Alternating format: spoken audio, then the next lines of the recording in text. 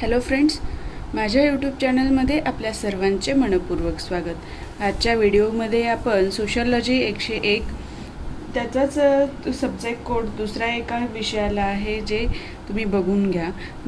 आता या चॅप्टरमध्ये आपण बघणार आहोत भूगोलाचं नकाशा व प्रक्षेपण। प्रत्येक एक्झाममध्ये आपल्याला नकाशा व प्रक्षेपण या चॅप्टरवर कमीत कमी 1 ते 2 प्रश्न आलेले आहेत, पण काही वेळेला 3 पण प्रश्न येऊ शकतील। म्हणजे असं आपण निश्चित सांगू शकत नाही की हाच प्रश्न येईल किंवा प्रश्नांची संख्या या चॅप्टरवर एवढीच आहे। आतापर्यंतच्या ज्या प्रश्नपत्रिका आपण बघितल्या त्याच्यावरून आपल्या लक्षात आलं असेल। तर जे प्रश्न येतात या नकाशा व प्रक्षेपण या चॅप्टरवर ते सर्व प्रश्न या व्हिडिओ थ्रू आपले कव्हर होणार आहेत। यापेक्षा वेगळं या चॅप्टरसाठी काहीही करण्याची आवश्यकता नाही। त्यापूर्वी तुम्ही चॅनलवर नवीन असाल आणि चॅनलला अजूनही सबस्क्राईब केलेलं नसेल तर सबस्क्राईब करून घ्या, जेणेकरून तुम्हाला नवनवीन व्हिडिओचे नोटिफिकेशन्स मिळतील आणि व्हिडिओ लवकरात लवकर बघता येईल। आता बघा प्रश्न पहिला, नकाशा म्हणजे काय? नकाशाची प्रमुख अंगे कोणती? तर नकाशा म्हणजे काय विचारले तर तिथं प्रस्तावना लिहायची की आपल्याला कुठल्याही ठिकाणी जायचं असेल किंवा कोणत्याही भागाची माहिती हवी असेल, भौगोलिक, आर्थिक, सांस्कृतिक, तर ती आपल्याला नकाशाच्या साहाय्याने मिळते। म्हणून नकाशाचे महत्त्व आहे। ही प्रस्तावना द्या। नंतर नकाशाची व्याख्या। नकाशा म्हणजे काय तर संपूर्ण पृथ्वीची किंवा तिच्या काही भागाची, म्हणजे एक तर पूर्ण पृथ्वीचं पण असू शकतं किंवा तिच्या पृथ्वीच्या काही भागाची विशिष्ट नकाशा प्रमाण, प्रक्षेपण, सांकेतिक चिन्हे व खुणांच्या साहाय्याने सपाट पृष्ठभागावर किंवा कागदावर काढलेली प्रतिकृती म्हणजे नकाशा होय। तर नकाशा काय आहे? पृथ्वीच्या एका विशिष्ट भागाचं किंवा पूर्ण पृथ्वीचं, समजा विशिष्ट भाग म्हणजे आपण समजूया भारताचं उदाहरण घेऊया। पृथ्वीवर भारत हा एक विशिष्ट नावाने ओळखला जाणारा भाग आहे, म्हणजे त्या एका स्पेसिफिक भारत या भागाचंच काय करायचं, तिथे नकाशा काढायचा। त्याच्यामध्ये काय येतं? प्रमाण येतं, प्रक्षेपण येतं, सांकेतिक चिन्हे व खुणांचा वापर केला जातो। म्हणून व्याख्या कशी बनली? संपूर्ण पृथ्वीची किंवा तिच्या काही भागांची विशिष्ट नकाशा प्रमाण, प्रक्षेपण, सांकेतिक चिन्हे व खुणांच्या साहाय्याने सपाट पृष्ठभागावर किंवा कागदावर काढलेली प्रतिकृती म्हणजे नकाशा होय। प्रतिकृती म्हणजे काय? त्याच्यासारखंच असणारं दुसरं। लक्षात आलं? तर याच्यामध्ये प्रमाण म्हणजे काय, प्रक्षेपण म्हणजे काय, सांकेतिक चिन्हे व खुणा म्हणजे काय ते पुढे आपल्याला समजणार आहे, त्यामुळे मी इथे ते स्पष्ट करत बसणार नाही। आता नकाशाची अंगे। नकाशाची अंगे म्हणजे काय? अंगे म्हणजे काय असतं? भाग असतो। तर नकाशाची अंगे कोणकोणती आहेत ते लिहायचं थोडक्यामध्ये। या पद्धतीने मांडणी करा, म्हणजे उत्तरात कसं एकदम इम्पॅक्ट पडतो समोरच्यावर की याला व्यवस्थित मांडणी करता येतं, याला व्यवस्थित माहिती आहे। जोपर्यंत आपल्याला व्यवस्थित एखाद्या गोष्टीची माहिती नसते तोपर्यंत आपण त्या गोष्टीवर व्यवस्थित बोलू शकत नाही, व्यवस्थित व्यक्त करू शकत नाही। त्याच्यामध्ये लिखाणाच्या माध्यमातून असो किंवा बोलण्याच्या भाषेतनं असो, म्हणजे कुठलाही विषय जर असेल त्याची माहिती आपल्याला असेल तर ती आपण व्यवस्थित मांडू शकतो। या पद्धतीने जर तुम्ही रचना केली उत्तराची तर लगेच लक्षात येतं की या व्यक्तीला सर्व गोष्टी याच्यातल्या माहीत आहेत, ज्ञान आहे। तर नकाशाची अंगे कोणती? नकाशा प्रमाण, म्हणजे प्रमाण जे आहे ते महत्त्वाचं आहे। त्यानंतर दिशा, प्रक्षेपण। प्रक्षेपण कशाच्या साहाय्याने केले जातं? अक्षवृत्ते, रेखावृत्ते यांची जाळी म्हणजे प्रक्षेपण असतं। ते कसं होतं ते आपण पुढे बघूया। सांकेतिक चिन्हे व खुणा। आता तुम्ही एखादा जर नकाशा बघितला तर नकाशावरती एक चौकोन असतो खालच्या साईडला किंवा वरच्या साईडला आणि तिथे तुम्हाला प्रमाण दिलेलं असतं। ते प्रमाण एकतर वेगवेगळ्या पद्धतीने असतं, संख्या प्रमाण असतं, शब्द प्रमाण असतं किंवा रेषा प्रमाण असतं। ते प्रमाण म्हणजे काय असतं ते आपण बघू। दिशा, प्रत्येक नकाशामध्ये आपल्याला अशी उत्तर दिशा दाखवलेली असते या पद्धतीने। तर याच्यावरून आपल्याला एखाद्या नकाशामध्ये बघितल्यानंतर तो भाग कुठल्या दिशेला आहे ते आपल्याला लक्षात येण्यासाठी मदत होते. आता सांकेतिक चिन्हे व खुणा, तर आपण नकाशामध्ये प्रत्येक गोष्ट असं लिहून नाही दाखवू शकत. आता भारताचा नकाशा आपण ह्या एका पेजवर बसवला, तर इथे भारताची राजधानी आता प्रत्येक राज्य घेऊया, राज्य आणि राजधानी. तर या पेजवर बसवल्यानंतर प्रत्येकाची राजधानी लिहित बसलं तर तो जेवढा भाग व्यापलेला आहे त्या राज्याने तो पूर्ण त्याच्यानेच भरेल. त्यातली महत्त्वाची शहरे त्या राज्यातली दाखवायला आपल्याला जागा राहील का? नाही. तर आपण त्या ठिकाणी सांकेतिक चिन्हे व खुणा वापरतो आणि तिथं खाली नकाशामध्ये लिहिलेलं असतं की ही सांकेतिक चिन्ह म्हणजे पुढे काय, विहीर कसं दाखवलं जातं, डोंगर कसं दाखवलं जातं, किल्ला कशा दाखवला जातो, असं खाली तिथे एक इंडेक्स असतो. लक्षात आलं? तर ही नकाशाची अंगे कोणती आहेत? नकाशा, प्रमाण, दिशा, प्रक्षेपण, सांकेतिक चिन्हे व खुणा. तुम्हाला एक नकाशा दाखवते मी, मग तुम्हाला लक्षात येईल की त्याच्यामध्ये या गोष्टी कशा दाखवल्या जातील. आता बघा, हा भारताचा नकाशा आहे, पूर्ण भारताचा नकाशा आहे मोठा, तो तुम्हाला पूर्ण दाखवता येणार नाही. आता मी इथे काय केलंय, फोल्ड केलेला आहे आणि इथे एक इंडेक्स आलेला आहे. बघा, हा इंडेक्समध्ये दिलेला आहे इंडिया पॉलिटिकल, म्हणजे भारताचा कसा आहे, राजकीय नकाशा आहे. तर याच्यामध्ये प्रत्येक गोष्ट बघा, ही बॉर्डर जी दाखवली आहे हे डार्क, ते काय सांगितलंय, इंटरनॅशनल बाउंड्री. छोटी असेल तर स्टेट किंवा युनियन टेरिटरी बाउंड्री. आणि बघा, हे ब्लू कलरची कोस्टल बाउंड्री. आणि त्यानंतर हे छोटं असेल रेल्वे. म्हणजे प्रत्येक हे जे आकार वापरलेले आहेत, रंग वापरलेले आहेत, लाईन वापरलेल्या आहेत बॉर्डरसाठी, त्याचा प्रत्येकाचा अर्थ काय आहे ते इथे सांगण्यात आलेला आहे. आता बघा, या व्यतिरिक्त इथे लेक म्हणजे तलाव, परत रिव्हर, इंटरनॅशनल एअरपोर्ट कसा दाखवलेला आहे, डोमेस्टिक एअरपोर्ट कसं दाखवलंय, फक्त विमान दाखवलं इथे डोमेस्टिकला, म्हणजे देशातल्या देशात असेल तर, आणि इंटरनॅशनल असेल तर फक्त त्याला राऊंड केलेलं आहे.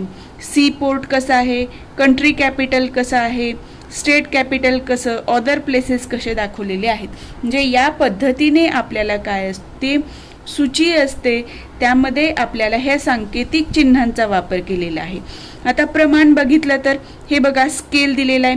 एकास इथे 1, 2, 3 म्हणजे 5 लाख, म्हणजे 55 लाखाचं दिलेलं आहे. एकास 55 लाखाचं हे दिलेलं आहे, प्रमाण दिले. म्हणजे इथे काय सांगितलेलं आहे, 1 सेंटीमीटर बरोबर काय समजायचं आहे आपल्याला, नकाशावरचा 1 सेंटीमीटर म्हणजे पृथ्वीवरचे काय समजायचे, 55 किलोमीटर समजायचे आहेत. हे स्केल आपल्याला दिलेलं आहे संख्या प्रमाणामध्ये, आणि हेच रेषा प्रमाणामध्ये इथे खाली दाखवलेलं आहे आपल्याला. लक्षात आलं? आणि आपल्याला नकाशामध्ये उत्तर दिशा दाखवलेली असते नेहमी, मी तुम्हाला दाखवले त्या पद्धतीने. लक्षात आलं? नकाशामध्ये काय काय महत्त्वाचं आहे, नकाशा, प्रमाण, परत दिशा, त्यानंतर सांकेतिक चिन्हे व खुणा आणि प्रक्षेपण. हे जे काही प्रक्षेपण आहे, ही जी जाळी बनलेली आहे बघा, भारताच्या नकाशाचा फक्त एक भाग दाखवते मी. ह्या उभ्या रेषा दिसतात आपल्याला, ह्या उभ्या रेषा हे काय आहेत, हे अक्षवृत्ते आहेत. आणि हे ज्या आडव्या तुटक आपल्याला रेषा दिसतात त्या आहेत अक्षवृत्ते. उभ्या रेखावृत्ते, आडव्या अक्षवृत्ते. आणि याच्यावरून आपल्याला लक्षात येतं की कुठल्या अक्षवृत्तापर्यंत तो भाग दाखवायचा आहे. लक्षात आलं? या पद्धतीतला काय म्हणतात, प्रक्षेपण म्हणतात. समजलं? आता आपण पुढचा भाग बघूया. आता बघा, नकाशा प्रमाण. नकाशा प्रमाणमध्ये काय आहे, लिहायचंय तुम्हाला, पृथ्वीच्या ज्या भागाची प्रतिकृती, बघा, पृथ्वीच्या ज्या भागाची प्रतिकृती नकाशात काढावयाची असते तो भाग नकाशात फारच लहान आकाराचा असतो. प्रत्यक्ष जमिनीवरील आकार आणि त्याच प्रदेशाचा नकाशावरील आकार योग्य त्या प्रमाणाच्या साहाय्याने मोठा किंवा लहान करण्याची आवश्यकता असते, म्हणून नकाशा प्रमाणाचा वापर केला जातो. तर लक्षात आलं, नकाशा प्रमाण म्हणजे काय, आपण एवढा मोठा भारत देश एका मॅपवर दाखवतो. म्हणजे काय करतो, आपल्याला पूर्ण भारत तेवढा मॅपवर बसतो का नाही. तर आपण ते प्रमाण घेतलेलं आहे की हे म्हणजे एवढा भाग म्हणजे काय झाला, भारताचा 1 सेंटीमीटर जो नकाशावरचा प्रमाण आहे ते भारतातलं 1000 किलोमीटर असेल. या पद्धतीने जे मापन केलं जातं ते काय झालेलं आहे, नकाशा प्रमाण झालेलं आहे. लक्षात आलं. तर तुम्हाला याचं थोडक्यामध्ये माहिती लिहायची आहे. नकाशा प्रमाण म्हणजे काय असतं, त्यावरून नकाशाचे लहान किंवा मोठा आकार आपण घेऊ शकतो. समजलं. आता आपण पुढचं हे बघूया, दिशा. आता दिशामध्ये काय आहे बघा.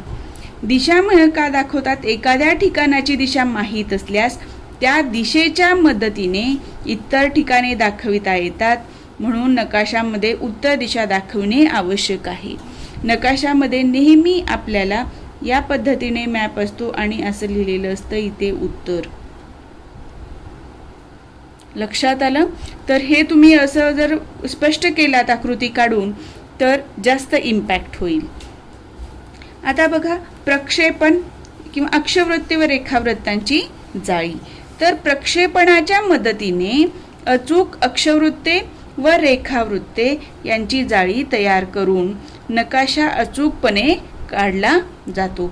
आता मी तुम्हाला सांगितलं प्रक्षेपणामध्ये जाळी कशी बनली जाते. हे आपले अक्षवृत्ते, हे आपली रेखावृत्ते यांच्या मदतीने एखादा भाग कुठल्या अक्षवृत्तापासून कुठल्या अक्षवृत्तापर्यंत विस्तारलेला आहे आणि कुठल्या रेखावृत्तापासून कुठल्या रेखावृत्तापर्यंत विस्तारलेला आहे याच्या मदतीने नकाशा तयार केला जातो. लक्षात आलं. अक्षवृत्तांची आणि रेखावृत्तांची जाळी. आणि त्याच्यामुळं काय होतं की नकाशा अचूकपणे काढायला मदत होते. हे तुम्हाला तिथे स्पष्ट करायचं आहे. आता बघा, सांकेतिक चिन्हे. सांकेतिक चिन्हांचं काय, नकाशावर उपलब्ध असलेल्या मर्यादित जागेमुळे प्रत्येक गोष्ट नकाशावर दाखवणे शक्य नसते. सांकेतिक चिन्हाद्वारे कमीत कमी जागेत जास्तीत जास्त माहिती दाखवणे शक्य होते. म्हणून सांकेतिक चिन्हांचा वापर केला जातो. उदाहरणार्थ काय, नैसर्गिक व सांस्कृतिक घटक सांकेतिक चिन्हाने दाखवणे. तुम्ही दाखवा, एखादं मंदिर आहे इथे एक्सप्लेन करताना आणि इथे लिहायचं मंदिर. उदाहरण देताना हे मंदिर या ह्याच्याने चिन्हांनी दाखवलं जातं. किल्ला, किल्ला तुम्हाला कसा दाखवला जातो, असा दाखवला जातो. विहीर कशी दाखवली जाते, अशी दाखवली जाते.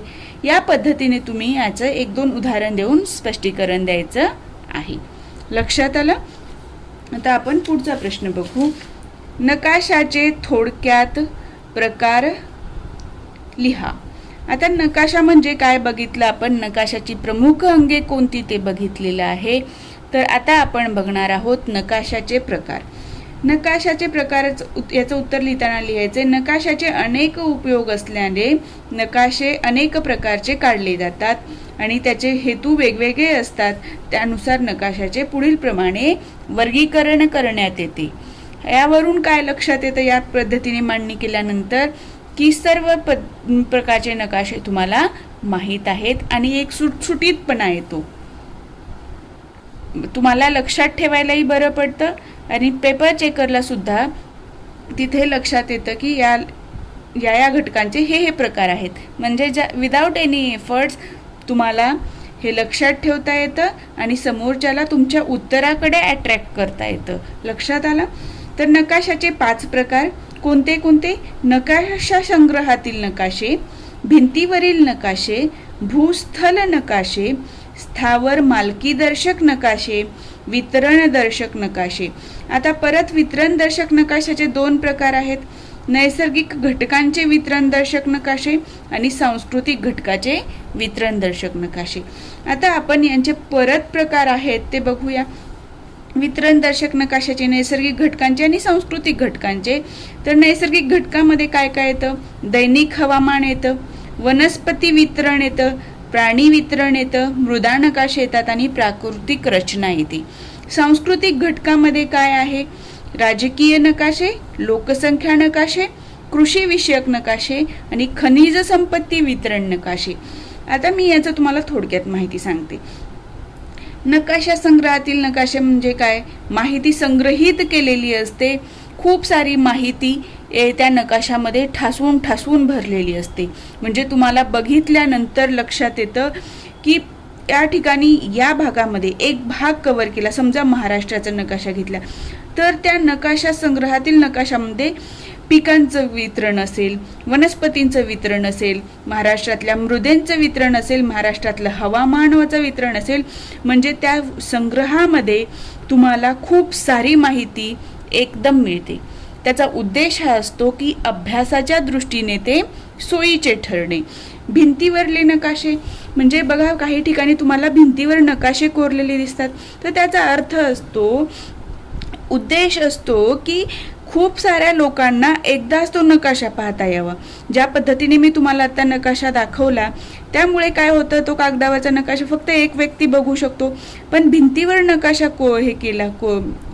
चित्रित केला तर त्यामुळे आपण कितीतरी माणसं थांबून आपण एकदाच अनेक माणसं त्या नकाशाकडे बघू शकतो, त्यावरून माहिती मिळवू शकतो. लक्षात आलं. भूस्थल नकाशे म्हणजे काय, जमिनीवरचे नकाशे.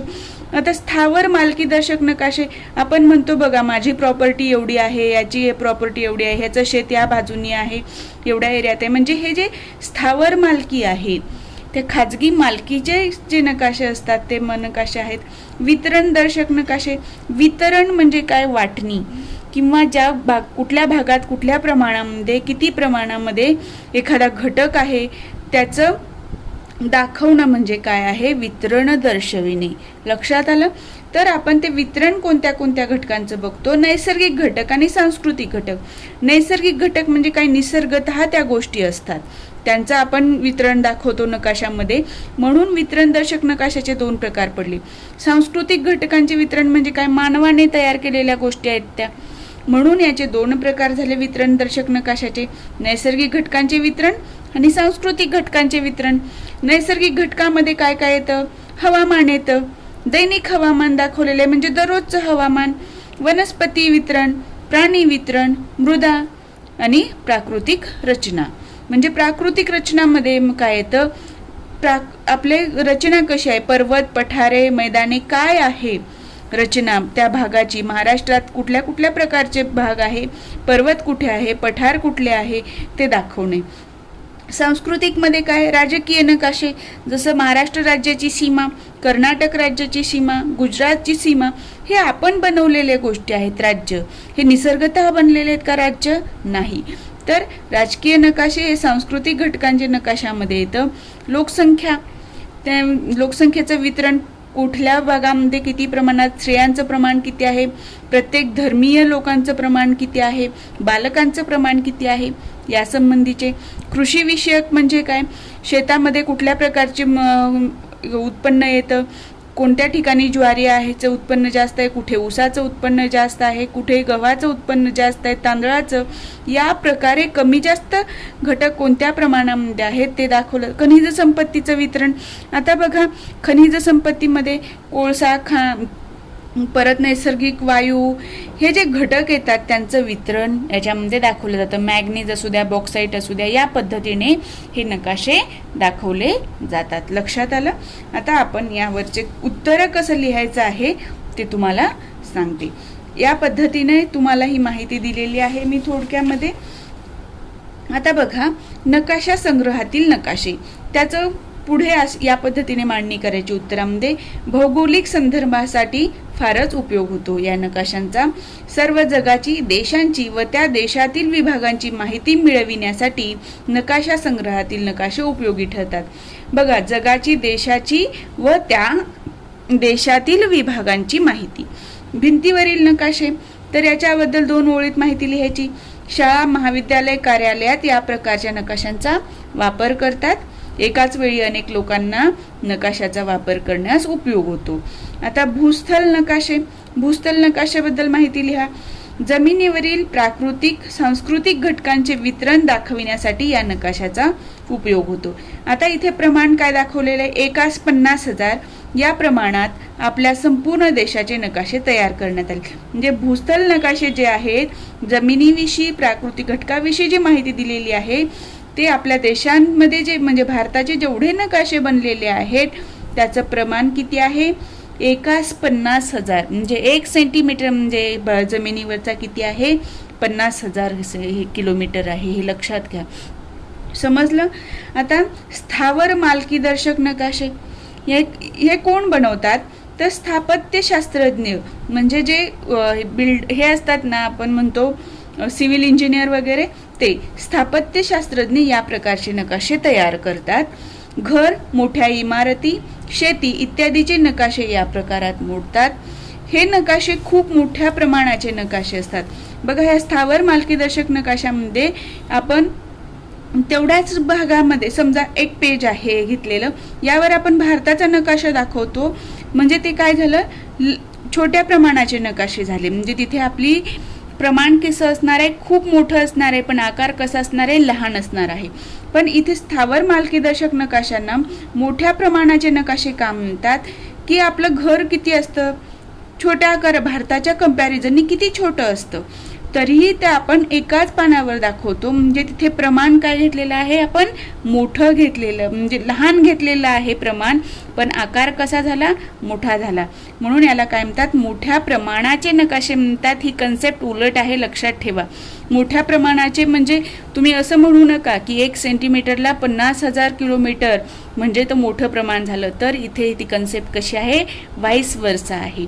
तर याचं उदाहरण बघा द्यायचंय. 1 सेंटीमीटरला 20 किंवा 50 मीटर. आपण मोठा नकाशा घेताना किलोमीटर घेतो, इथे काय मीटरमध्ये घेतलेला आहे. असे त्याचे नकाशा प्रमाण असते. लक्षात आलं? या पद्धतीने तुम्हाला नकाशाचे प्रकार आणि त्याविषयीची माहिती लिहायची आहे. पण परीक्षेमध्ये तुम्हाला फक्त नकाशाचे प्रकार किती असं विचारल्यानंतर या पद्धतीने उत्तर लिहायचे. जर एखादा स्पेसिफिक तुम्हाला नकाशा संग्रहातील नकाशे यात फक्त ह्याच्यावर प्रश्न विचारला तर त्याची तुम्हाला डिटेलमध्ये माहिती लिहायची आहे. लक्षात आलं? आता आपण पुढचा भाग हे करूया, प्रकार बघूया. वितरणदर्शक नकाशे. तर वितरणदर्शक नकाशामध्ये काय येतं? मी तुम्हाला सांगितलेलं आहे. वस्तूंचे आणि घटकांचे वितरण दर्शविण्यासाठी याचा उपयोग होतो. तर या प्रकारचे नकाशे तयार करण्यासाठी त्या प्रदेशाची उत्तम भौगोलिक माहिती असणे आवश्यक असते. बघा, वितरण दाखवायचं आहे आपल्याला त्या भागातल्या गोष्टींचं, तर आधी आपल्याला माहीत असलं पाहिजे की तिथलं त्या भागामध्ये कोणत्या गोष्टी मिळतात, किती प्रमाणात मिळतात, त्याची पूर्ण माहिती असली पाहिजे. वितरण नकाशे 2 प्रकारचे असतात. कुठली ते आपण बघितलेलं आहे, नैसर्गिक घटकांचे वितरण आणि सांस्कृतिक घटकांचे वितरण. मग त्याच्यामध्ये दैनिक हवामान, वनस्पती, प्राणी वितरण, मृदा वितरण, प्राकृतिक रचनादर्शक आणि सांस्कृतिक घटकामध्ये राजकीय, लोकसंख्या, कृषी आणि खनिज संपत्तीचं वितरण. आणखीन एक गोष्ट, तुम्हाला वितरणदर्शक नकाशे यावर सेपरेट क्वेश्चन येऊ शकतो. तर तुम्हाला त्या ठिकाणी काय करायचंय? नकाशांचा थोडक्यात हे करायची, प्रस्तावना लिहायची आहे. त्यानंतर नकाशाची व्याख्या लिहा. नकाशाचे विविध प्रकार पडतात आणि त्यापैकी वितरणदर्शक नकाशे हा एक प्रकार आहे. आणि या वितरणदर्शक नकाशाचे परत 2 प्रकार पडतात. नैसर्गिक घटकांचे वितरण आणि सांस्कृतिक घटकाचे वितरण. आणि या प्रत्येक प्रकाराचं 1 ते 2 ओळीमध्ये मी जी तुम्हाला माहिती ओरली सांगितलेली आहे ती लिहायची आहे. तर तुम्हाला तिथे कमीत कमी 4 ते 4.5 मार्क नक्की मिळतील. लक्षात आलं? मी ज्या पद्धतीने तुम्हाला गाईड करते त्याच पद्धतीने तुम्हाला अभ्यास करायचा आहे, त्याच पद्धतीने तुम्हाला उत्तर लिहायचे, तरच तुम्हाला जास्तीत जास्त मार्क्स इथे मिळू शकतील. आता आपण पुढचा प्रश्न बघू. नकाशा प्रमाण म्हणजे काय? नकाशा प्रमाणाचे प्रकार आकृती किंवा उदाहरणासह स्पष्ट करा. आता नकाशा प्रमाण म्हणजे काय? मी तुम्हाला थोडक्यात पहिल्या प्रश्नामध्ये सांगितलेले नकाशाच्या प्रमुख अंगांमध्ये. तर आपण आता याचा डिटेल अभ्यास करू. आता नकाशा प्रमाण म्हणजे काय बघा. नकाशातील हे वाक्य जसंच्या तसं प्रत्येक ठिकाणी उपयोगाला येणार आहे, त्याच्यामुळे हे तुम्ही पाठ करून ठेवा. नकाशातील कोणत्याही 2 ठिकाणामधील अंतर व त्याच 2 ठिकाणामधील प्रत्यक्ष जमिनीवरील अंतर यांच्या गुणोत्तरास किंवा परस्पर संबंधास नकाशा प्रमाण म्हणतात. तर इथे काय झालेलं आहे, नकाशातील कोणत्याही 2 ठिकाणातील अंतर आणि त्याच 2 ठिकाणातील प्रत्यक्ष जमिनीवरील 2 वेळा झालेलं इथे अंतर यांच्या गुणोत्तरास काय म्हणतात, नकाशा प्रमाण म्हणतात. इथे प्रमाण बघा, जे नकाशात आपण 2 जागेतलं अंतर दाखवणार आहे त्याचं प्रत्यक्ष जमिनीवरील अंतर दाखवण्यासाठी आपण काय रेशो घेतलेला आहे, काय गुणोत्तर घेतलेला आहे, त्याच्या परस्पर संबंधाला नकाशा प्रमाण म्हणतात. ही व्याख्या लक्षात ठेवायची आहे तुम्हाला. पाठ करा, कारण त्याचं शब्द प्रमाण, रेषा प्रमाण, अंक प्रमाण याची व्याख्या लिहिताना उपयोग येणार आहे. आता नकाशा प्रमाणाचे प्रकार किती? नकाशा प्रमाणाचे मुख्य 3 प्रकार आहेत. शब्द प्रमाण, शब्द प्रमाणालाच विधानात्मक प्रमाण असंही म्हणतात. जर तुम्हाला विधानात्मक प्रमाणाबद्दल माहिती लिहा किंवा विधानात्मक प्रमाणाबद्दल थोडक्यात स्पष्टीकरण द्या असा प्रश्न आला तर कन्फ्यूज व्हायचं नाही. त्याच ठिकाणी तुम्हाला माहीत असलं पाहिजे शब्द प्रमाणालाच विधानात्मक प्रमाण म्हणतात. संख्या प्रमाण झालं, अंक प्रमाण. अंक प्रमाण म्हणजेच काय आहे, संख्या प्रमाण आहे किंवा त्याच प्रमाणाला काय म्हणतात, प्रातिनिधिक अपूर्णांक प्रमाण म्हणतात. ह्या गोष्टी त्यांचे पर्यायी शब्द तुम्हाला माहीत असायला हवेत. त्यानंतर तिसरा प्रमाणाचा प्रकार आहे रेषा प्रमाण. तर याच्याबद्दल आता आपण थोडक्यात स्पष्टीकरण द्यायचं आहे. शब्द प्रमाण म्हणजे काय, तर नकाशावरील 2 ठिकाणांमधील अंतर.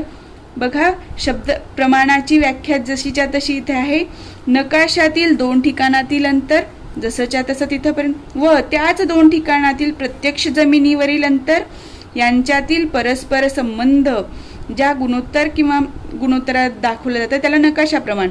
म्हणजे इथंपर्यंत सेम आलेला आहे. जेव्हा शब्दात व्यक्त केला जातो तेव्हा त्या प्रमाणात शब्द प्रमाण किंवा विधानात्मक प्रमाण असे म्हणतात. म्हणजे इथे फक्त काय केलेलं आहे, शब्दात व्यक्त केलेलं आहे आणि त्याला अंडरलाईन करायचं आहे तुम्हाला.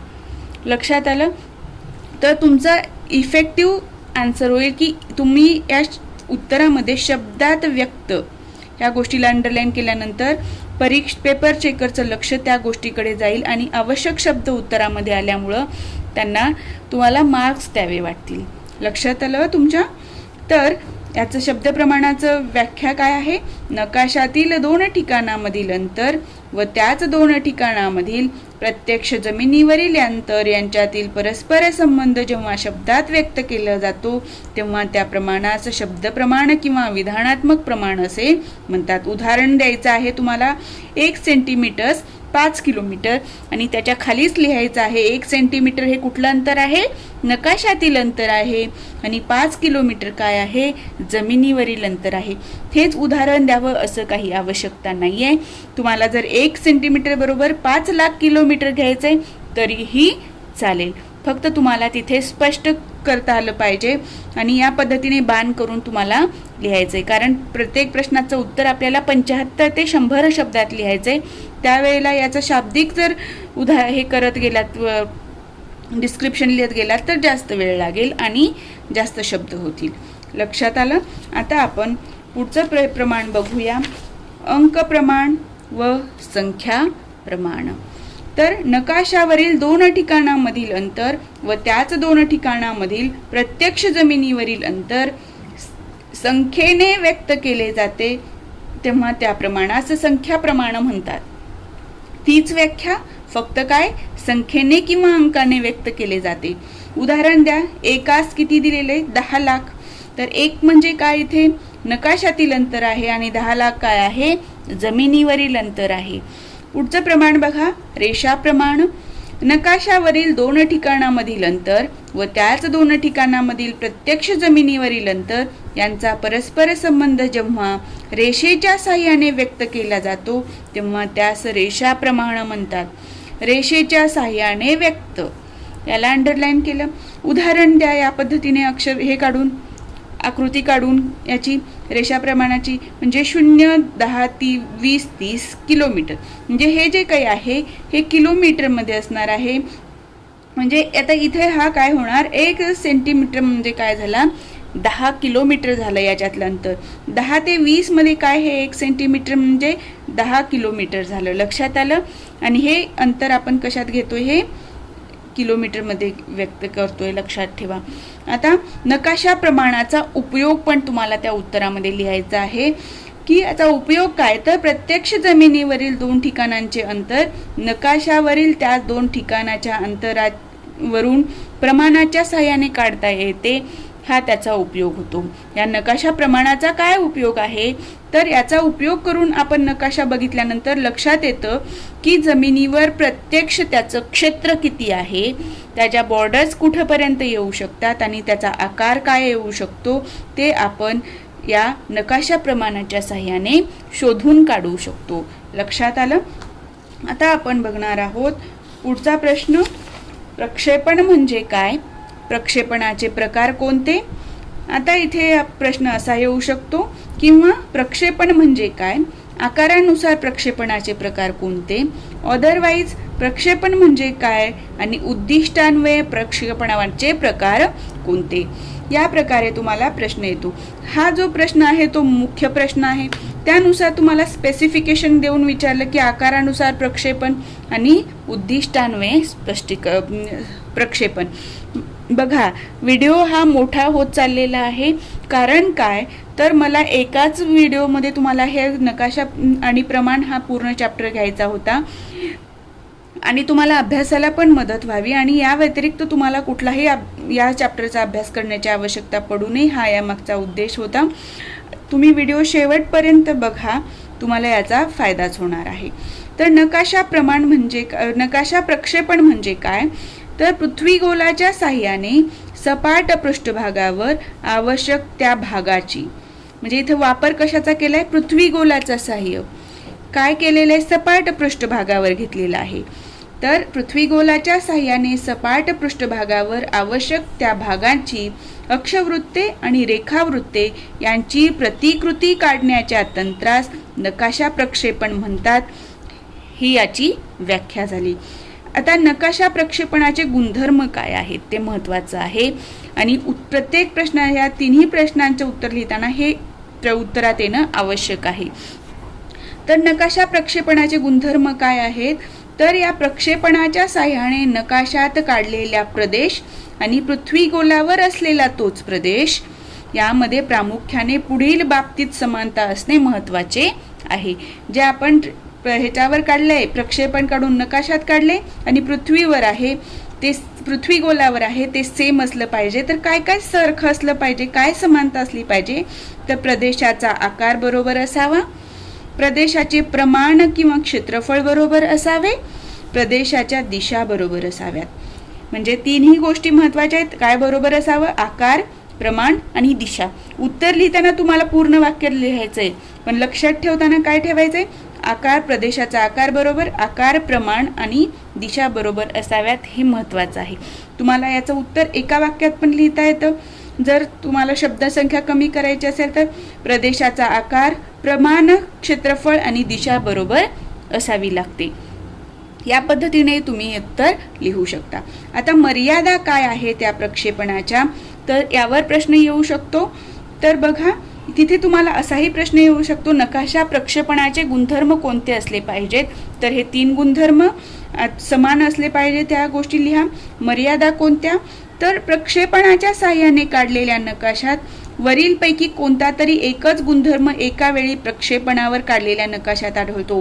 म्हणजे जे काही प्रक्षेपणाच्या साह्याने नकाशे काढले जातात त्यामध्ये एकतर आकार बरोबर येतो किंवा क्षेत्रफळ बरोबर येतं किंवा दिशा बरोबर येतं. ह्या तिन्ही गोष्टी एकाच वेळेला बरोबर येत नाहीत, ही याची मर्यादा आहे.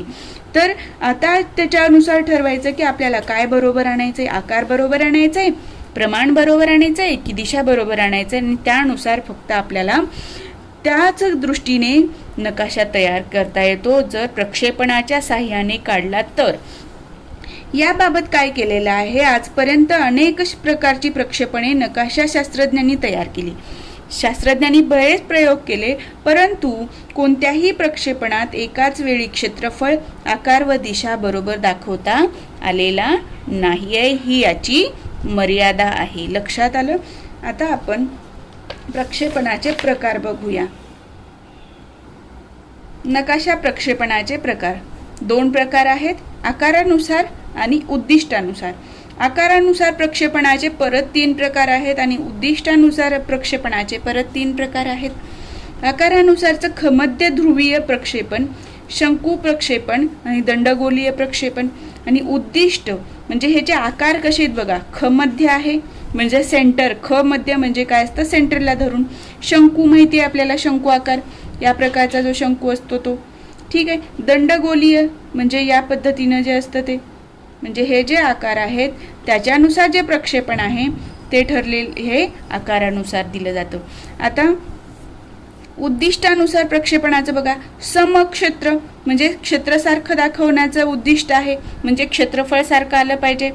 सम आकार म्हणजे आकार सारखा आला पाहिजे, जमिनीवरचा आणि ह्याच्या नकाशावरचा, पृथ्वी गोलावरचा आणि नकाशावरचा आणि दिशा सारखी आली पाहिजे। म्हणजे इथे उद्दिष्टानुसार काय आहे, जे आपण गुणधर्म बघितले होते प्रक्षेपणाचे तेच इथे आहेत उद्दिष्टानुसार मध्ये। म्हणजे त्याचं उद्दिष्ट काय आहे, क्षेत्रफळ समानान्य आहे, आकार समानान्य आहे किंवा दिशा समानान्य आहे, लक्षात आलं। आणि आकारानुसार खमध्य ध्रुवीय, शंकू आणि दंडगोलीय। तर आता बघूया आकारानुसार प्रक्षेपण। खमध्य प्रक्षेपण, खमध्य प्रक्षेपण म्हणजे काय, तर ज्या प्रक्षेपणामध्ये काचेच्या पृथ्वीगोलावरील अक्षवृत्तांची व रेखावृत्तांची छाया ध्रुवावर कागद ठेवून घेतली जाते त्या प्रक्षेपणास खमध्य प्रक्षेपण म्हणतात। तर हे लक्षात काय येत नाही, आता बघा तुमच्या वाचलं लक्षात नाही आलं, बरोबर आहे। पण आता आपण शब्दांची फोड करून बघू। खमध्य प्रक्षेपण म्हणजे काय, ज्या प्रक्षेपणामध्ये काचेच्या पृथ्वीगोलावरील, आता जो पृथ्वीगोल असणार आहे, आपण पृथ्वीगोल माहिती आहे आपल्याला, पृथ्वीगोल जो टेबलवर बघा शाळेमध्ये वगैरे मुख्याध्यापकाच्या ह्याच्यावर ठेवलेला होता, ज्याला थोडासा कललेला असतो आणि निळा असतो तो, ठीक आहे, तो कसा आहे, काचेचा आहे। आणि याच्यावरचे जे अक्षवृत्तांची व रेखावृत्तांची जाळी आहे, जे अक्षवृत्त रेखावृत्त आहेत त्याची छाया म्हणजे त्याच्यामध्ये जो बल्ब लावला जाईल, हे काचेचा पृथ्वीगोल असेल, त्याच्यामध्ये बल्ब असेल आणि ते चालू केल्यानंतर जे त्याच्यावरचे अक्षवृत्त आणि रेखावृत्त आहेत त्याची छाया कशावर पडते, ध्रुवावर कागद ठेवून घेतली जाते। आता त्या प्रक्षेपणाला काय म्हणलेलं आहे, खमध्य प्रक्षेपण म्हणलेलं आहे। हे तुम्हाला पुस्तकातल्या आकृतीच्या सहाय्याने मी तुम्हाला समजून सांगते म्हणजे जास्त स्पष्ट होईल। आता बघा इथे काय आहे,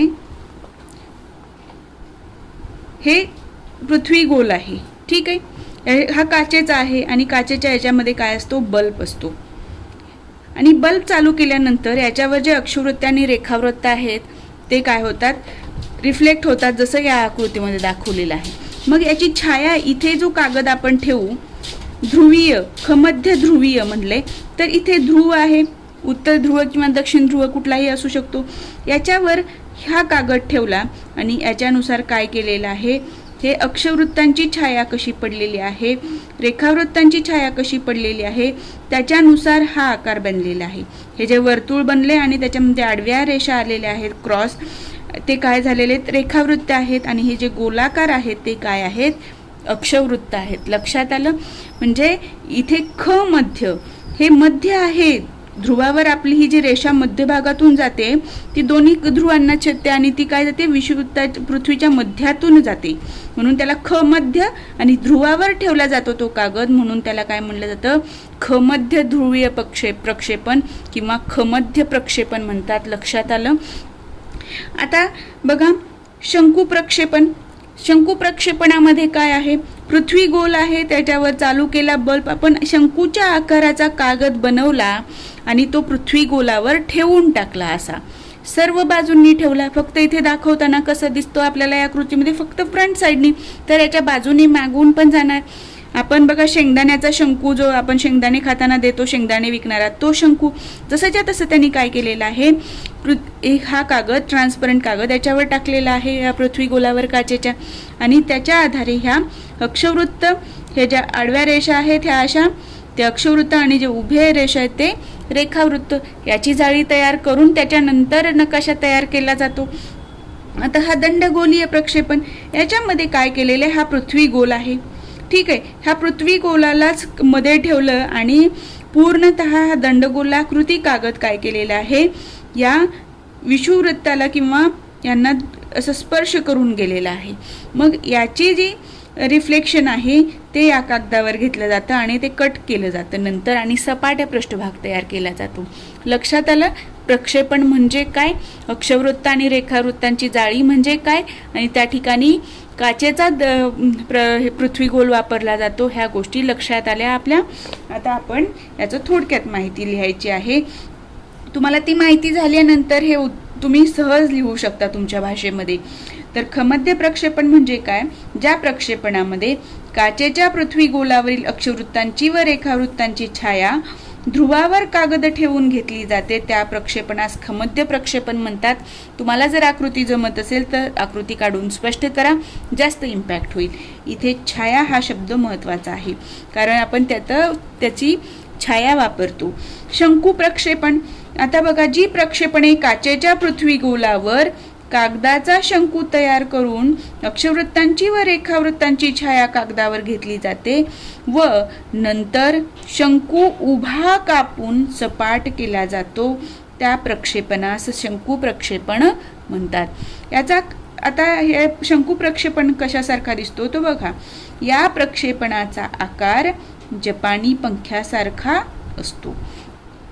प्रत्येक वेळेला 5 प्रश्नाच्या मार्कामध्ये सगळे याच पद्धतीने प्रश्न येतील असं नाही. एक प्रश्न 5 मार्काचा येईल आणि त्याच्यामध्ये ऑब्जेक्टिव्ह प्रश्न येऊ शकतात. तिथे या प्रकारचे प्रश्न येऊ शकतात की शंकू प्रक्षेपणाचा आकार कसा दिसतो, तर जपानी पंख्यासारखा दिसतो, हे तिथे उत्तर येऊ शकतं. त्यामुळे आपण कुठेही चान्स घ्यायचा नाही आहे. जिथे आपल्याला ऑब्जेक्टिव्ह प्रश्न येऊ शकतो ती माहिती आपल्याला लक्षात असली पाहिजे आणि ते आपण लक्षात ठेवायचे आहे.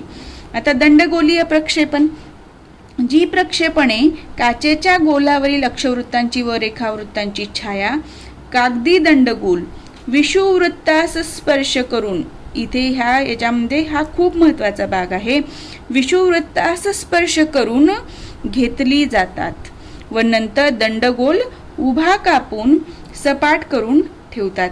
शंकू प्रक्षेपणात पण कागद कसा कापलाय, उभा. इथे पण कसा कापलेला आहे, उभाच कापलेला आहे. लक्षात ठेवा, कुठेही चुकून आडवा कापला असं लिहायचं नाहीये. करून ठेवला जातो ते ठेवतात त्यास दंडगोलीय प्रक्षेपण म्हणतात. आणि या प्रक्षेपणाचा आकार कसा असतो, आयताकृती असतो. दंडगोलीय प्रक्षेपणाचा आकार आयताकृती असतो. लक्षात आलं? हे झाले आपले आकारानुसार प्रक्षेपण. काही वेळेला प्रश्न तुम्हाला आलेला आहे की नकाशा प्रक्षेपण म्हणजे काय, प्रक्षेपणाची व्याख्या लिहा आणि उद्दिष्टानुसार प्रक्षेपणाचे प्रकार विशद करा. तर त्याचं उत्तर कसं लिहायचं ते बघा. उद्दिष्टानुसार प्रक्षेपण, आता याच्यामध्ये काय आहे, उद्दिष्टानुसार प्रक्षेपणामध्ये समक्षेत्र प्रक्षेपण, सम आकार प्रक्षेपण आणि दिशादर्शक प्रक्षेपण. तर समक्षेत्र प्रक्षेपण, सम म्हणजे सारखा, हे लक्षात आलं. क्षेत्र म्हणजे क्षेत्रफळ किंवा प्रमाण. सम आकार म्हणजे सारखा आकार. दिशादर्शक म्हणजे इथे समदिशादर्शक असं आलेलं नाही, तर दिशादर्शक म्हणजे सारखी दिशा दाखवणारा इथं आलेलं आहे.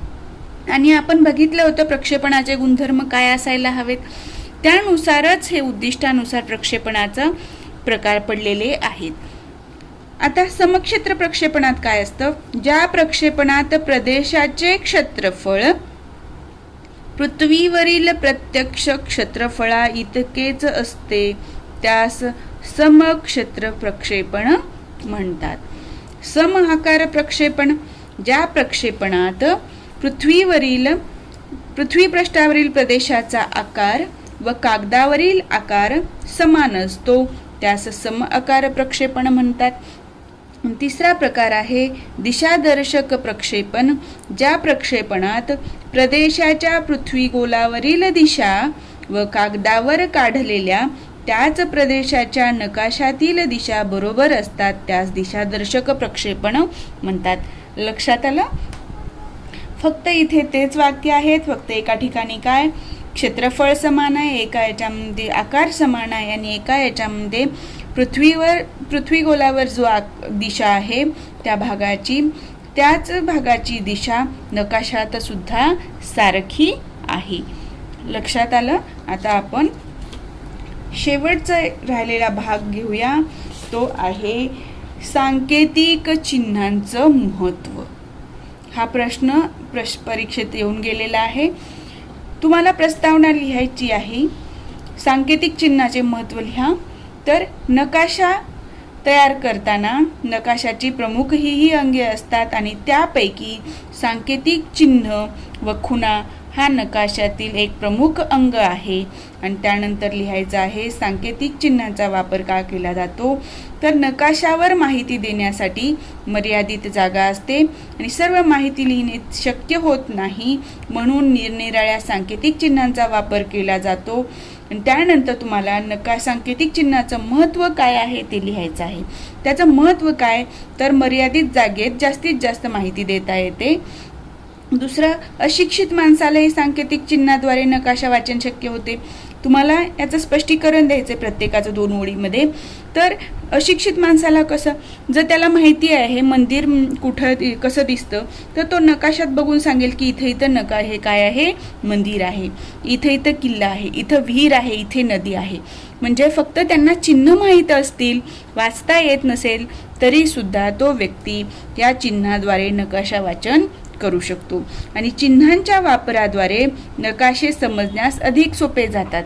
म्हणजे तुम्हाला फक्त एक आयडियल एक आकार बघितला, चिन्ह बघितलं, तर लगेच लक्षात येतं की इथं हे आहे. क्विक म्हणजे आपल्याला जास्त एफर्ट्स तिथे पडणार नाहीत किंवा त्या ठिकाणी काय लिहिलेलं आहे हे वाचायची गरज भासणार नाही. तर सांकेतिक चिन्हाचं महत्त्व काय, मर्यादित जागेत जास्त माहिती देता येते. अशिक्षित माणसालाही सांकेतिक चिन्हाद्वारे नकाशा वाचन शक्य होते. चिन्हांच्या वापराद्वारे नकाशे समजण्यास सोपे जातात. आणि उदाहरणं द्यायचं आहे तुम्हाला. मी दिलेला इथे मंदिराचं एक आणि किल्ला. तुम्ही फक्त 2च द्यायचं नाही आहे. तर नकाशाचं महत्त्व विचारलं आहे तर कमीत कमी तुम्हाला इथे 4 उदाहरणं द्यायचे. आणि मंदिर या चिन्हाद्वारे दाखवलं जातं, किल्ला या अजून हे दाखवा तुम्हाला, किंवा याचे प्रकार करा. मानवनिर्मित बघा, नैसर्गिक घटक दाखवा. नैसर्गिक घटक या याच्याने. आणि सांस्कृतिक घटक कोणत्या चिन्हाने दाखवले जातात त्याच्या 2-3 प्रकार उदाहरण द्या. आणि नैसर्गिक चिन्ह म्हणजे घटक जे आहेत ते कोणत्या चिन्हाने दाखवले. नैसर्गिकमध्ये काय येईल, मग नदी येईल, परत पर्वत पठारे येईल, ते कसं दाखवलं जातं ते बघा. सांस्कृतिकमध्ये मग मंदिर, किल्ला हे जे येतील ते येतील. लक्षात आलं. या पद्धतीने तुम्हाला हे उत्तर लिहायचं आहे. या ठिकाणी आपला नकाशा व प्रमाण हा चॅप्टर पूर्णतः संपलेला आहे. लक्षात आलं. या व्यतिरिक्त तुम्हाला काहीही या चॅप्टरची करण्याची आवश्यकता नाही आहे. याच्यातला कुठलाही प्रश्न आला तर तुम्ही आता इझिली उत्तर लिहिणार आणि तुम्हाला 5 पैकी 4 ते 4.5 मार्क सहज मिळणार आहेत. तुमचं प्रेझेंटेशनसुद्धा चांगलं पाहिजे, अक्षर चांगले पाहिजे, उत्तराची मांडणी व्यवस्थित करा, तर तुम्हाला तिथे याचा उपयोग होईल. आज आपण इथेच थांबूया. नेक्स्ट व्हिडिओमध्ये कव्हर करू.